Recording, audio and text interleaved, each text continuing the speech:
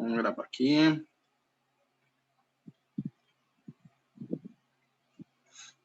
Bom, galera, continuar aqui os nossos processos aqui. A gente está trabalhando lista de exercício referente ao Enem, referente a provas de vestibular. Bora lá. Bom, o que a gente tem aqui para desenvolver hoje? Trouxe uma lista aqui, vou postar lá no GR8. Deixa eu compartilhar aqui com você. Uma lista aqui específica. Deixa eu aumentar aqui o tamanho, está muito pequeno. Plain. Beleza. Uma lista aqui, ó, específica com o Enem e algumas questões aí de alguns vestibulares. Vamos começar aqui. O tempo é curto. Vou aumentar aqui a espessura. Bora lá. Bom, quando você chegar na prova do Enem, galera, lá em janeiro, a primeira condição que você vai ter é que você vai encontrar questões de mecânica, que é física 1, eletromagnetismo, que é a física 3, e da termologia, ondas e ótica, que é a física que você estudou no segundo ano. Então, não tem jeito, você vai encontrar questões que envolvem o ensino médio por completo. Infelizmente, a física não vai ser uma física só da eletricidade que você estudou do terceiro ano, com essas aulas remotas, ou só a física que você estudou no segundo ano, ou a física do primeiro. Então, eu separei aqui umas questões aqui para a gente tirar aí uma certa ideia das partes principais. A parte principal que o Enem e os vestibulares envolvem é o estudo do trabalho em energia.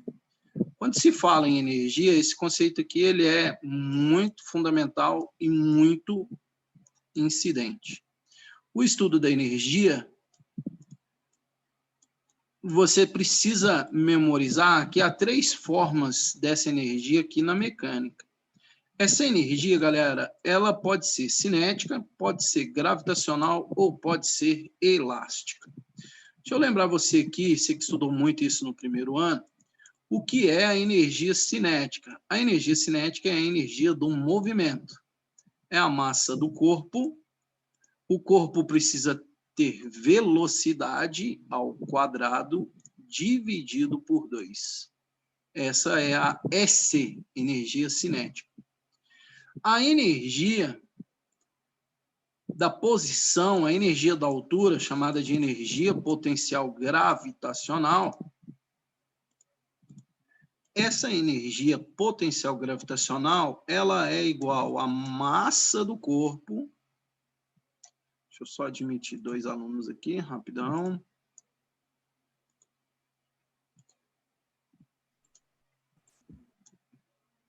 Essa energia é a massa do corpo, vezes a aceleração da gravidade, vezes a altura do corpo. E a última forma da energia, a energia chamada de energia elástica, que é a energia das molas, caiu no ano passado, a energia dos corpos elásticos. Essa energia é a constante da mola K vezes quanto que deformou o elástico, e a gente sempre analisa isso aí como as molas, quanto que deformou a mola, essa deformação ao quadrado dividido por 2. Você, então, hoje você está lembrando, você precisa gravar, se você não lembra mesmo, se você esqueceu totalmente. Essas são as 3 formas da energia. A cinética, a gravitacional e a energia elástica. Então, vamos fazer um caso aqui, caiu no Enem 2015, uma análise criteriosa do desempenho do Usain Bolt na quebra do recorde mundial dos 100 metros rasos mostrou que, apesar de ser o último dos corredores a reagir ao tiro e iniciar a corrida, os seus primeiros 30 metros foram os mais velozes já feitos em um recorde mundial, cruzando a marca em 3,78 segundos até se colocar com um corpo reto. Foram 13 passadas, mostrando sua potência durante a aceleração. O momento mais importante da corrida ao final desse percurso Bolt havia atingido uma velocidade máxima de 12 metros por segundo. Supondo a massa dele de 90 quilos, o trabalho total realizado nessas 13 passadas é mais próximo de quantos joules? Detalhe, galera, as respostas estão na base de 10, hein? Então, qual forma é o trabalho? Eu lembro você que trabalho é energia. Energia é capacidade de realizar trabalho. Então, vai lá. O Usain Bolt está pulando de uma certa altura? Não. O Usain Bolt está numa mola ou está num bang jump, ou ele está aqui, ó, numa mola ou num elástico? Não. Então, essas duas formas de energia estão fora. A energia que você está calculando, portanto, é energia cinética. Aí é exercício resolvido, o Enem facilite. Só que, se o aluno não conhece a expressão que veio do primeiro ano, cai a casa. Então, vai lá. Qual que é a massa? Procurei. 90 quilos. Beleza? Agora fala aqui. Quantos? Merracal. E aí? Observa. 22. Vamos colocar aqui bonitinho. Ó. Opa. 12. Bonitinho. Só que é ao quadrado, hein? Dividido por 2. Lindo, lindo, lindo. Agora tem que fazer essa conta. Exercício resolvido. Bora. 12 ao quadrado, se eu não estiver enganado, dá 144. Eu preciso que alguém faça essa conta para mim. Vai lá. 90 vezes 144 dividido por 2. Faz aí para mim. Quanto que deu a energia cinética do Usain Bolt? Quanto?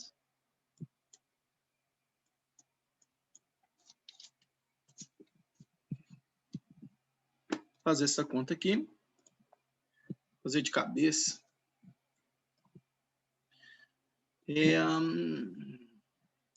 90 vezes 144 dividido por 2. Isso dá 6.480. Como ele quer aproximadamente mais próximo, 6.480, está mais próximo de 6.500 joules. 6.500 joules é 6,5 vezes 10 a terceira. Letra B, marcou só alegria. Imaginou? Imaginou? Dúvida aí, galera? Pergunta, vamos lá.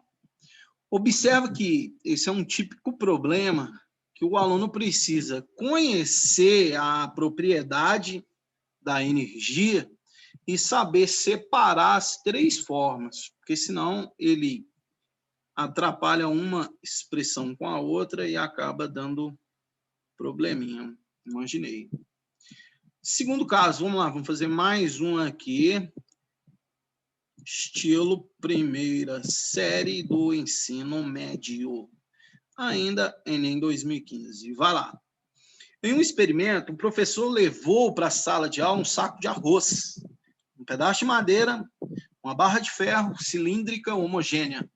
Ele propôs que fizessem a medição da massa da barra utilizando esses objetos. Para isso, os alunos fizeram marcações na barra, dividindo-a em 8 partes iguais e, em seguida, apoiaram-na sobre a base triangular, com o saco de arroz pendurado em uma de suas extremidades, até atingir a situação de equilíbrio.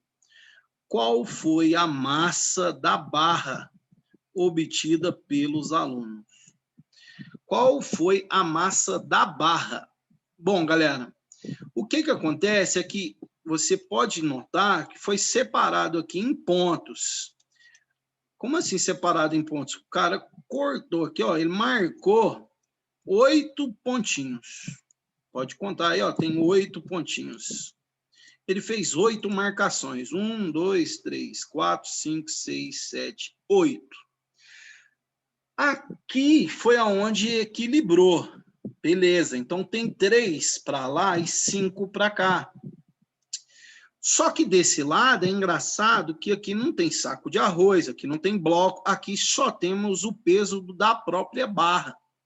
E o peso da própria barra, vou mudar até de cor aqui, o peso da própria barra tem que ser aplicado no meio. O peso está aqui, ó. Esse é o peso da barra. Não é na extremidade da esquerda, nem extremidade da direita. Lembre que um corpo homogêneo, a força dele é sempre aplicada no meio. Professor, quando é que vai aplicar na extremidade? Quando você coloca uma bola aqui, um bloco, um saco de arroz, um bloco, alguma coisa que force na extremidade. O que força aqui na extremidade é no meio. E aqui é o que eu quero calcular de massa M, que é a barra homogênea que ele colocou. Esse sistema aqui, na física, ele é conhecido lá na física 1 como estática.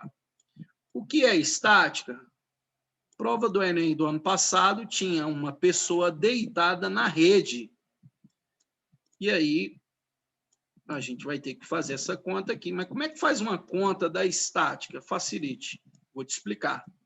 A estática é o quê, galera? O momento desse lado do saco de arroz tem que ser igual a um momento deste outro lado. Essa expressão aí do momento é chamado de F1D1, F2D2. F1D1, F2D2. Expressão aí conhecida, F1D1, F2D2, F1D1, F2D2. Se tivéssemos mais corpos, F3D3 e daí vai. Beleza. Agora é só arrebentar aí no nosso probleminha. Bora. Qual que é a força desse lado? É a força aqui do saco de arroz. Como a gente está utilizando a pergunta como massa, ele quer em quilograma? Então, vamos lá. 5 quilos. Qual que é a distância até o eixo, até o ponto de equilíbrio? Opa, 1, 2, 3. Beleza. Qual que é a massa do outro lado? A massa da barra? Não sei. M. Qual que é a distância? 1 espacinho. 5 vezes 3 dá 15. E observe que 1 é elemento neutro. Então, beleza. Tá aí a massa, 15 quilos. Uma barra de 15 quilos suportou aquele saco de arroz. Só marcar letra E. Plim. Facilite, facilite. Beleza. Dúvida aí, galera? Bora, bora. Vamos tirar a dúvida. Momento special. Fala aí, fala comigo. Ou ainda nada? Então, essas aplicações aí do Enem, você nota que tirei aqui, ó, 2 casos específicos para que você tenha aí, ó, uma noção acerca aí, ó, de como que isso vai vir lá no Enem. Vamos fazer um aqui de medicina. Não estou fazendo nada mesmo, bora lá. Medicina 2016, Escola Baiana. Tem aqui um ouvido.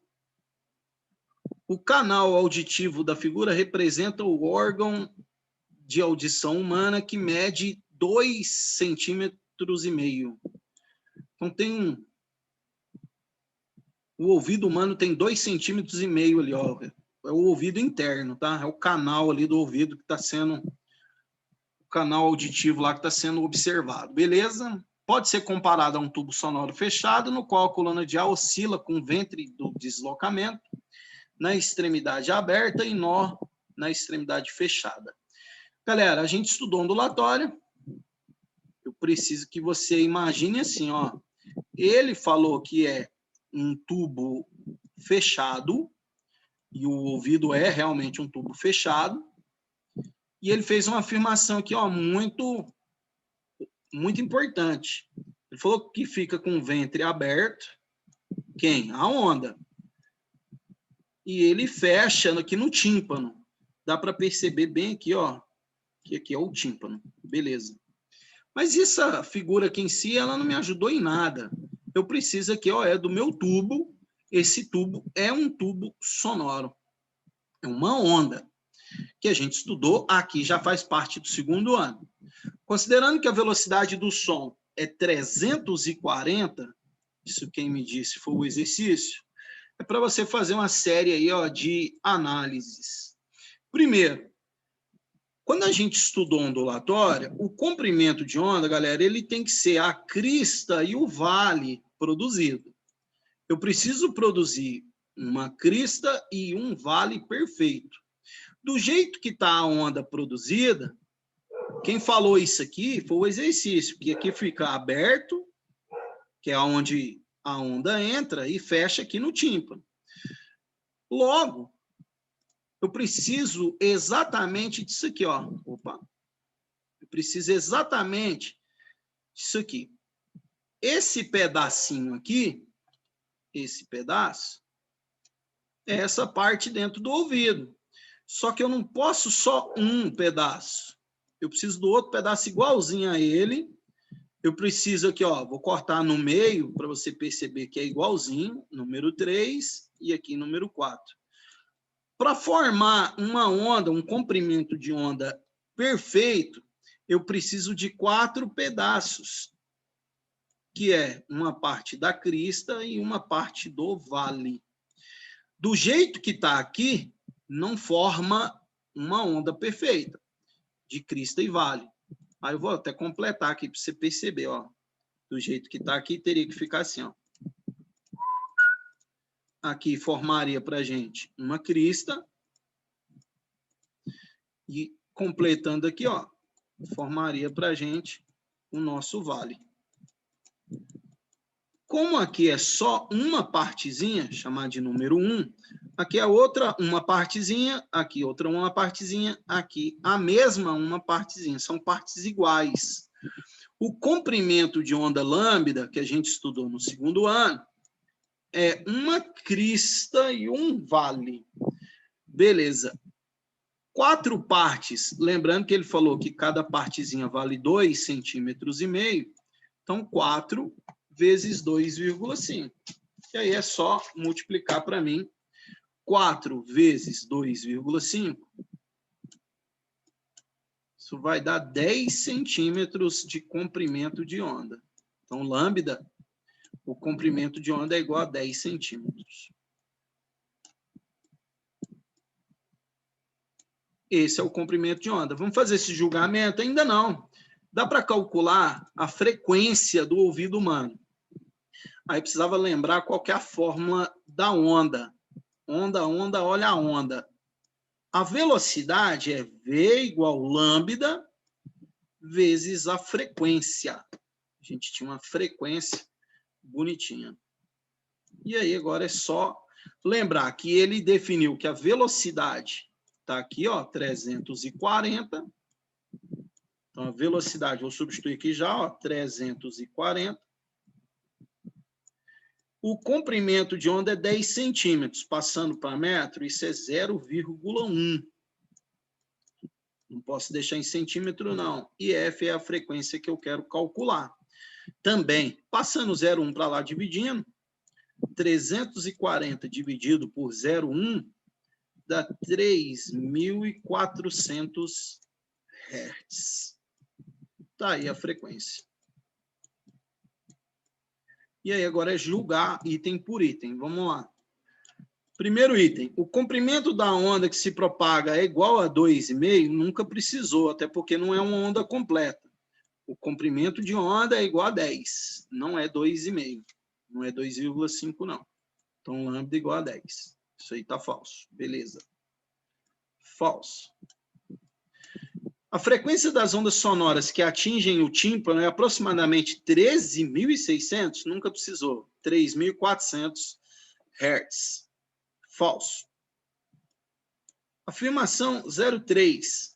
A frequência fundamental de oscilação na coluna de ar do canal auditivo é 340 Hz ou 3.400 Hz? Tá aqui, galera, ó, 3.400 Hz, isso aqui não. Cuidado para não confundir. Então, aqui é verdadeiro, 3.400, afirmação 04. Os vestibulares da Bahia, eles não são de A, B, C, D, E. são de 1, 2, 3, 4, 5. Todos na Bahia são numéricos e não de letras definidas. Beleza, beleza, beleza.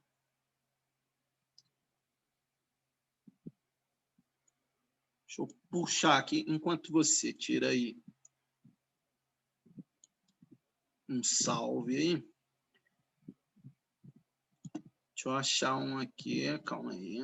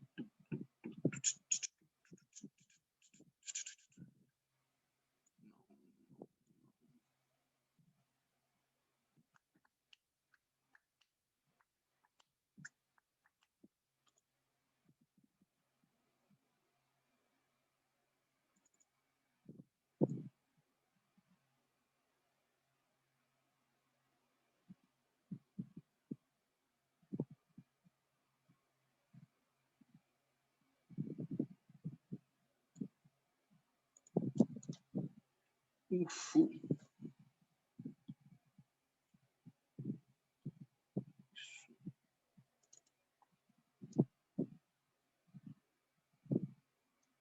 Não.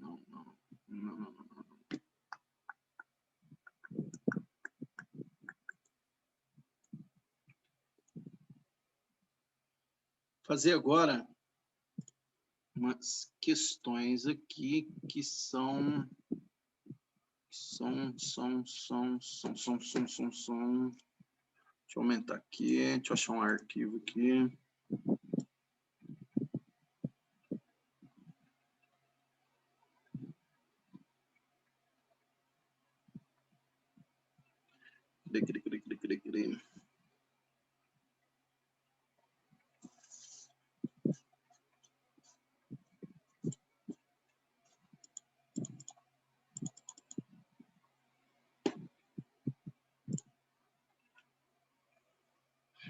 Beleza. Olha só.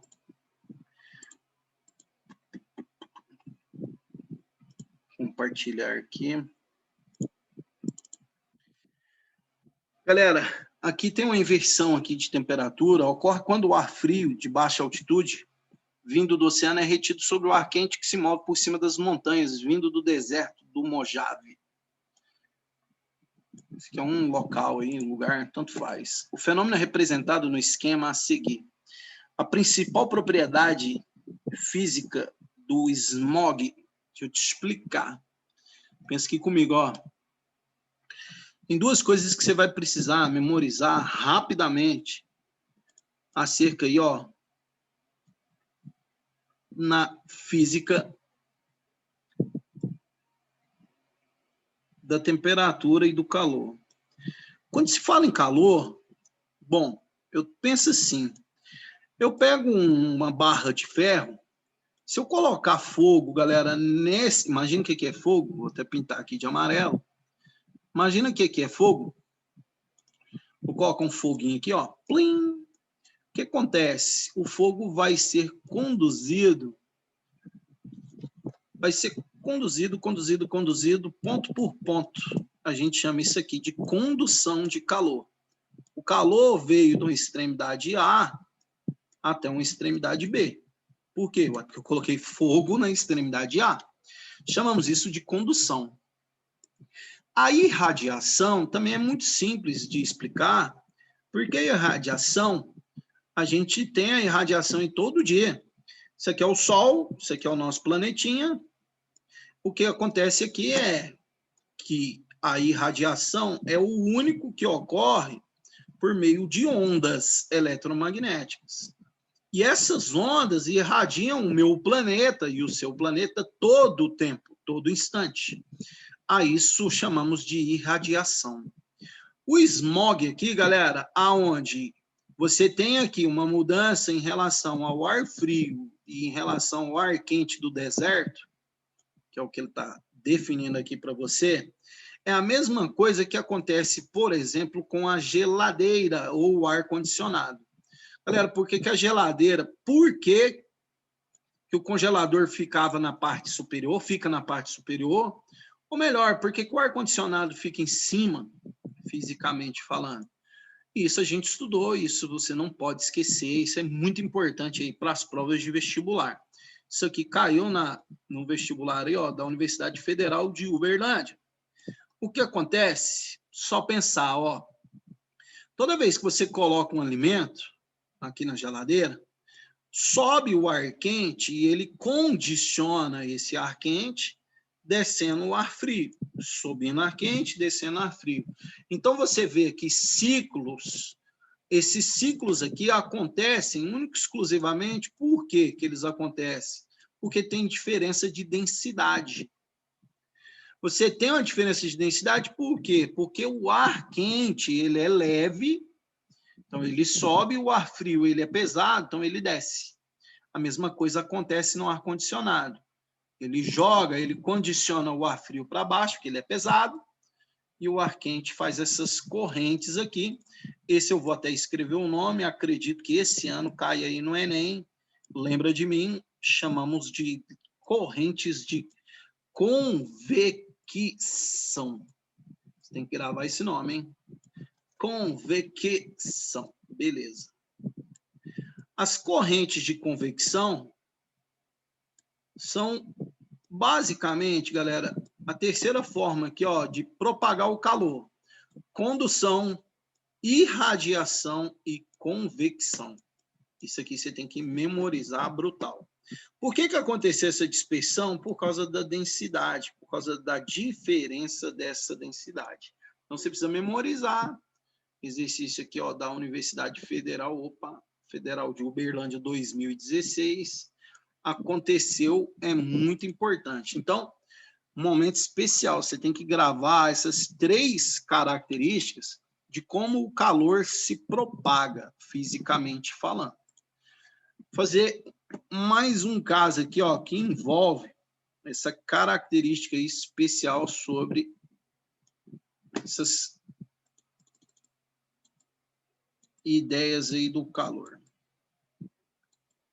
Vamos lá, vamos lá, vamos lá, vamos lá.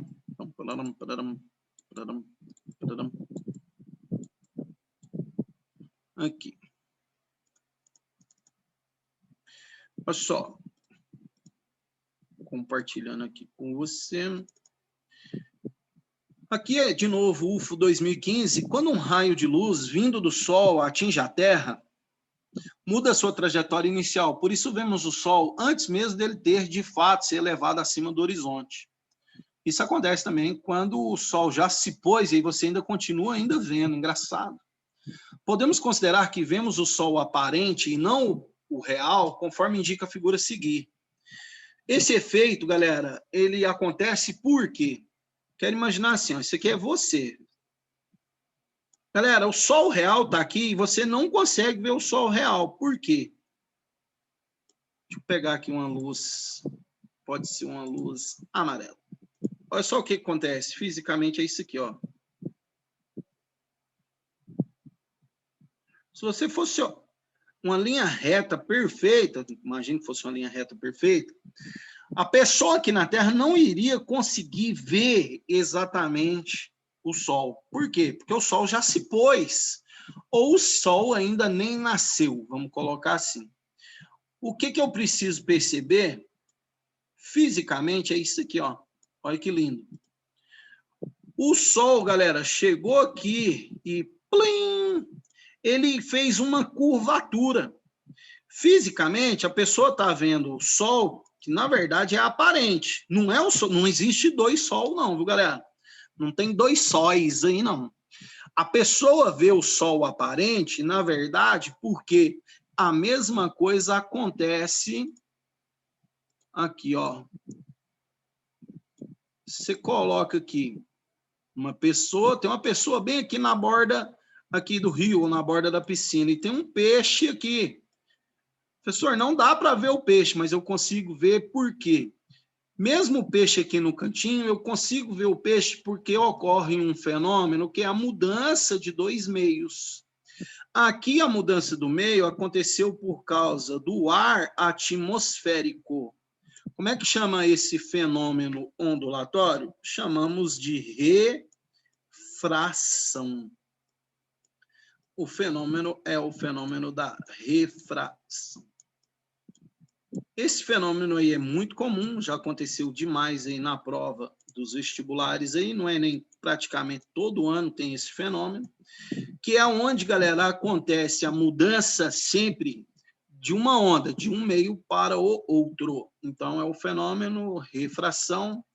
O bom aí na prova da UFA é A, B, C, D somente, diferente do Enem, que tem 4 alternativas. Imaginei. Beleza? Duvidei. Bora, quem quer fazer uma pergunta massa aí? Perguntei alguma coisa. Ou não quer perguntar nada? Vocês estão muito calados hoje.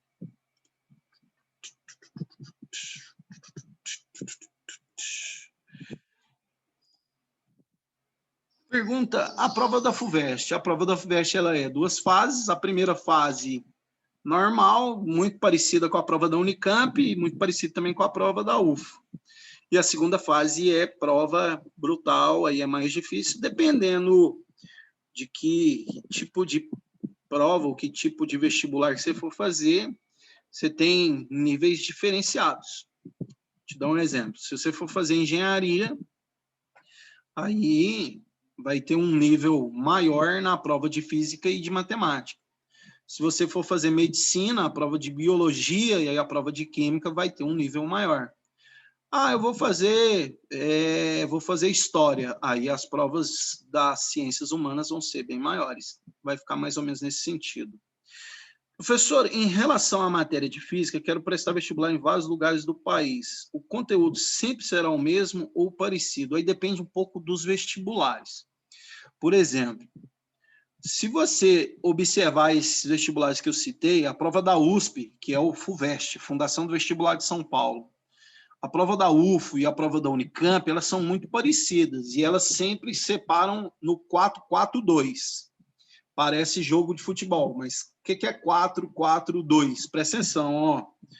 Vestibular tradicional. O que é 4-4-2? 4 questões de mecânica, que é física 1, 4 questões de eletricidade, física 3, e 2 questões da física do segundo ano, que aí envolve termologia, ou ótica, ou uma de ondas, alguma coisa assim. Agora, depende muito do tipo de vestibular.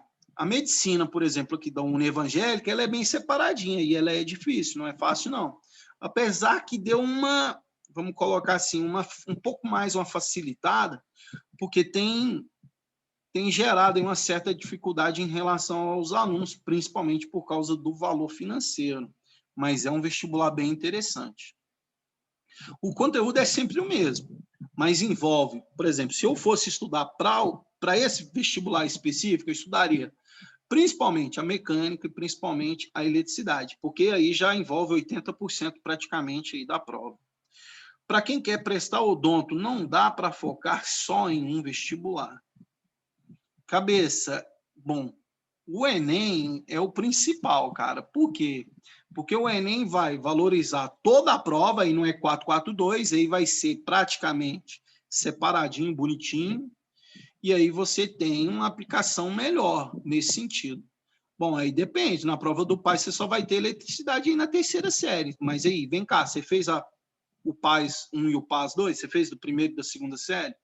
Você tem que ter feito, porque senão não tem sentido. Ah, fez, boa. Então, aí você tem que envolver o estudo, principalmente dos resistores, que a gente estudou, em série, paralelo, potência, medidores, magnetismo. E o que atrapalha um pouquinho a prova do PAS aí, é as características, porque geralmente ele te dá um texto único e desse texto ele vai envolvendo questão por questão. A prova da UNB ela é um pouco diferenciada em relação aos vestibulares do país aí, mas muito bom. Isso é bom. Procure fazer, principalmente o da UFO, procure fazer, principalmente porque com a pandemia, o pessoal não gerou uma questão aí do estudo muito grande. Então, por exemplo, eu tive aluno agora que passou em vestibular de medicina aí, e o aluno nem era tão estudioso assim, entre aspas, passou aí em 8º lugar. Teve aluno meu de outra escola também que passou aí, ó, tá certo que é universidade particular, mas tem universidade particular que o formato do vestibular é mais difícil que vestibulares tradicionais, mas vai dar certo. Procure concentrar mais ainda agora nesse estudo. Aproveita novembro, dezembro, janeiro, tem 3 meses, dá para estudar. Aproveita esses formatos aí e vamos ver, com certeza vai dar certo. Deus vai abençoar, tenho certeza. Galera, tamo junto. Segunda-feira a gente se vê. Um beijo, um abraço. Fica na paz. Bom final de semana para vocês. Bom simulado amanhã. A gente se vê. Beleza? Tchau, obrigado. Fechando. Plim.